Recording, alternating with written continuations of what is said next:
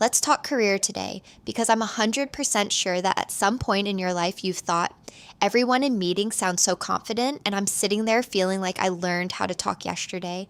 Is that why I'm falling behind?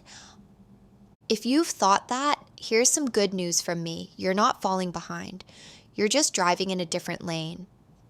And that lane isn't as slow as everyone assumes. It just has a different speedometer. By the end of this video, you'll know exactly why that is and how to turn it into your advantage. Picture a meeting room. Your extroverted coworker shares every thought the second it crosses their mind. Like there's no filter in their brain, just a direct speaker hookup. They think by talking, they recharge by talking. That's a completely natural strategy for them, and it works because they're visible, they're memorable. Everyone remembers, oh, that person always had something to say. You, on the other hand, probably run on a different system. Think first, then talk, and if needed, don't talk at all. So maybe someone's told you before, why don't you ever contribute? And inside you thought, I just finished ruling out 3 different scenarios in my head, but sure, thanks.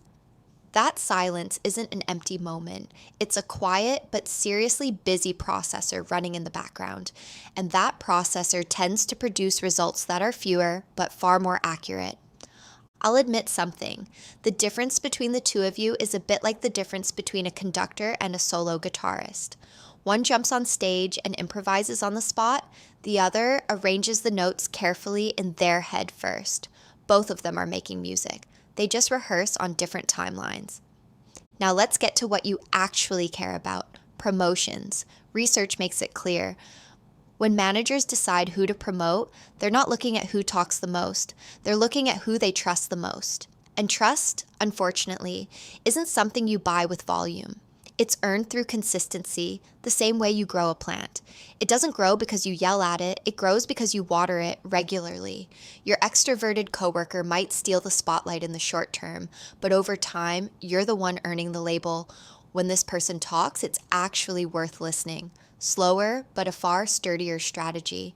Think less sports car, more well-maintained tractor. Not flashy, but it's the one actually plowing the field. Here's a small piece of advice from me. Stop treating this difference like a flaw and start treating it like a deliberate weapon. You don't have to speak in every meeting, but when you do, don't beat around the bush. Open with, I think the real issue here is, it's like skipping the unnecessary intro music and jumping straight to the main track. And people notice because everyone's sick of that intro music anyway. Let's think about crisis moments too. When a project goes sideways, your extroverted coworker probably fires off 5 different solutions back to back. Like someone hit the panic button, some of them work, some cancel each other out, and things get a little messy. You, meanwhile, probably sit back and observe for a moment, then name the actual problem in 1 sentence. The real issue isn't that, it's this. And suddenly everyone in the room realizes you can cut straight through the noise to the actual signal, like everyone else is shouting over walkie-talkies, and you're the only one who tuned into the right frequency. That's not a coincidence. An introverted mind spends part of its energy not on talking, but on understanding what's actually happening around it. So you're not doing your best work while talking. You're doing it while listening, which is a genuinely valuable shift most people never notice. One more piece of advice. Use one-on-ones like a weapon. Observations you struggle to voice in a crowded meeting, you can share far more comfortably one-on-one with your manager. It's more comfortable for you, and it turns the trust between you into something that carries far more weight in promotion decisions than people assume. Think of the one-on-one as your backstage. Lights dimmed, no one clapping, but that's where the real deal gets made. Then there's the whole office coffee machine thing. Your extroverted coworker can hit best friend status with 3 different people in 5 minutes at the coffee machine.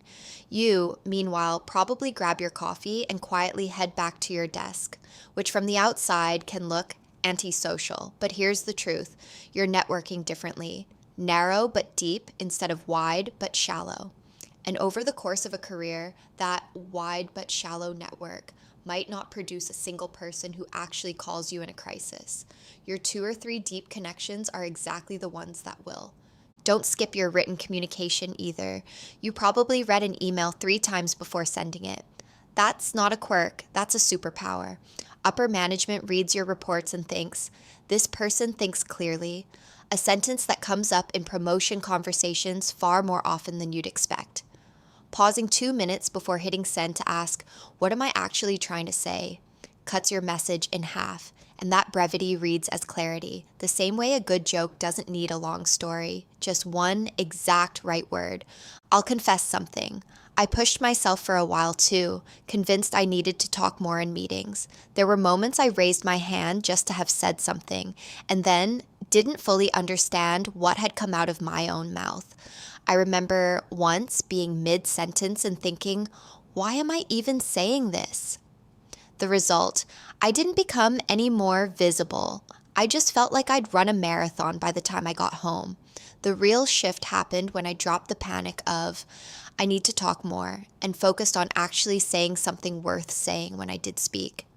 After that, people heard me less, but listened to me more, which turned out to be a far more satisfying trade than I expected. The career world keeps telling you to put yourself out there, make your voice heard, like never letting go of the microphone is the only way to win. But real leadership decisions aren't based on who shouts the loudest. They're based on who's trustworthy. Someone who talks less but is consistent, observant, and precise eventually becomes the person you call when something blows up, which is one of the best unofficial titles you can hold in an office. Something similar happens during performance reviews. Your extroverted coworker might list their wins like a sports commentator. This quarter I did this, achieved that, broke this record. You probably sum yours up with I did my job, which is a bit like scoring a goal and forgetting to celebrate it. Here's a small adjustment I'd suggest. You don't need to oversell your wins, but at least make them visible. Instead of, I finished that project, try I finished that project and it led to this result. Same humility, but now your contribution actually shows up on the radar. By the way, this isn't a claim that introverts are smarter. It's just saying you're playing a different instrument. Nobody claims the violin is superior to the drums. They just have a different place in the orchestra. Here's one more thing. Sometimes an extroverted manager might misread your style entirely. You might get feedback like, you should be more assertive. You don't need to get defensive when you hear that. You can simply say, I prefer sharing my ideas after I've had time to prepare rather than in the meeting itself, but I'm happy to send you a quick summary before the next one. That one sentence both defends how you work and hands them a concrete solution. And doing both those things at once is actually a pretty extroverted move, just wrapped in a quiet package. Stop asking yourself, how do I talk more? Ask instead, how do I say something with more weight when I do talk? Because your strength was never in your silence. It's in the engine running quietly behind it. The moment you start asking yourself that question, you've already shifted gears in your career without anyone even noticing. So the next time you catch yourself in a meeting thinking, I wish I could just talk as easily as they do, remember this. The person who gets promoted usually isn't the one who talks the most. It's the one who's trusted the most. And that trust might already be under construction quietly, brick by brick, long before you even notice it. And in the end, it all comes down to this. You're already a system that works perfectly well. Your manual is just written a little differently than everyone else's. There's no single correct tone of voice for getting ahead in a career. Some people move up loudly, others move up quietly, but permanently. You're in the second group. And that group has turned more corners than you'd think.